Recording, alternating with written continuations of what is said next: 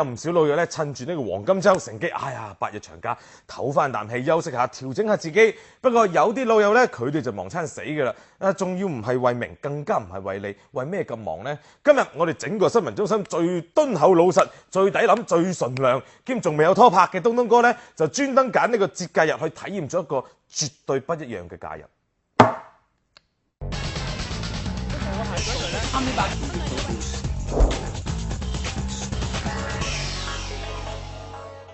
尊敬的游客，文明游園，請不要向動物投餵食物和垃圾，謝謝合作。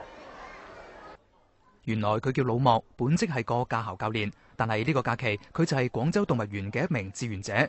老莫從湖南嚟廣州已經20幾年啦。佢話自己以前都會手多多餵嘢俾啲動物食，但一次偶然嘅機會，佢了解到每年全國都有唔少動物因為誤食遊客投餵嘅食物造成死亡，佢先醒唔到自己之前嘅行為係幾咁錯誤。於是當動物園對外招收文明巡查志願者，佢第一時間就嚟報名。唔單止自己嚟，佢仲拉埋放緊假嘅仔仔一齊嚟。咁父子一齊嚟做志願者係最好嘅一種嘅休假嘅方式咯，即係可以鍛鍊到佢有一種付出嘅意識。起碼我們可以控制一些人不讓他投，就可以減少那些投食物給動物的那些人。老莫父子嘅執着感染咗老友記，今日我哋亦加入咗文明巡查嘅隊伍，遊客一批接住一批，而老友記隻咪開咗就再都冇辦法關翻。小朋友，請不要向動物投餵食物和垃圾。同老莫一樣，老友記都開始咗枯燥而有重複嘅勸導工作。從紅園到後山，半個鐘頭內，老友記成功制止咗10幾次正在進行嘅投餵行為，但短短嘅半小時，似乎就過得特別慢。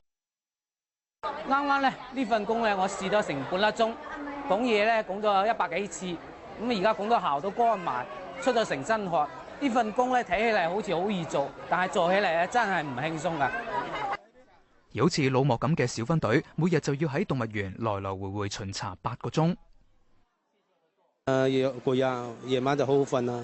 悶是有點悶，你幫助別人以後，真的發現有點很開心，非常開心。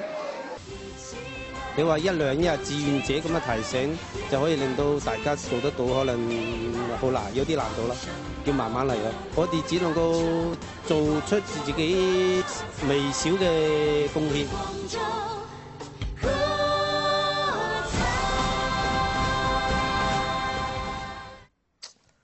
俾啲掌聲，啲義工、義務工作者嚟。首先再次讚下啲義工，非常之咁好耐心，非常之咁好脾氣，即係比着我一定唔掂，即係我啲咁嘅臭脾氣，騰來騰去啦！你講來講去，講極你都仲係掟，講極唔聽，你咁鬼中意掟嘅，我真係成嚿年你掟埋落去。嗱啲細路就話，唉細路唔識性啫，啲家長翹埋雙手，佢真係好得戚啊！嗰啲家長從來係冇家教過，從來唔會教，更加唔會話下啲細路。當然冷靜翻啲，諗下可能唔怪得晒啲家長咧。嗰啲家長都係掟嘢嘅一群，好中意掟嘢嘅。可能佢哋冇呢個意識，佢哋就係中意掟嘢一群。你諗真啲係咪？你諗唔明點解咁多人係中意掟嘢有呢個習慣嘅啫？諗去到寺廟，去到啲古代庭院，見到啲塔掟下銀仔先係咪？見到啲瑞獸，咩叫瑞獸？你自己翻去查唔知嘅話，或者有隻龜上面盤住條蛇，又掟下銀仔先，瞄準掟唔中個蛇頭都掟正個龜頭先去。買本佛教禮儀書籍睇睇呢啲咁嘅動作係咩搞作，叫唔叫做禮貌？應該點樣去參神先算啦？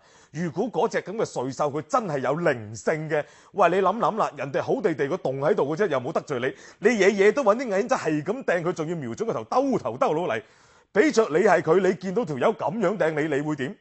係咪？去到啲酒店，或者酒店大型酒店有啲免費公眾表演，升棵樹上嚟又掟，見到條龍又掟，室內商場有條運河又掟，去到歐洲老年咁遠噴水池又掟，我都唔知你係錢多得滯啊，抑或你有無數嘅願望係需要通過唔同嘅渠道去，反正掟嘢祈求佢達成嘅呢？係掟你係咪諗下個後果？整鬼壞人哋啲機器都唔再講，破壞啲文物都唔再講，你真係意大利掟堆1蚊雞人民幣過去，你叫人執翻點用呢？係咪？我想知係咪潛意識裡面俾咗錢就可以解決問題，所以連咁多願望都好希望可以用錢掟翻嚟嘅，好中意掟嘢。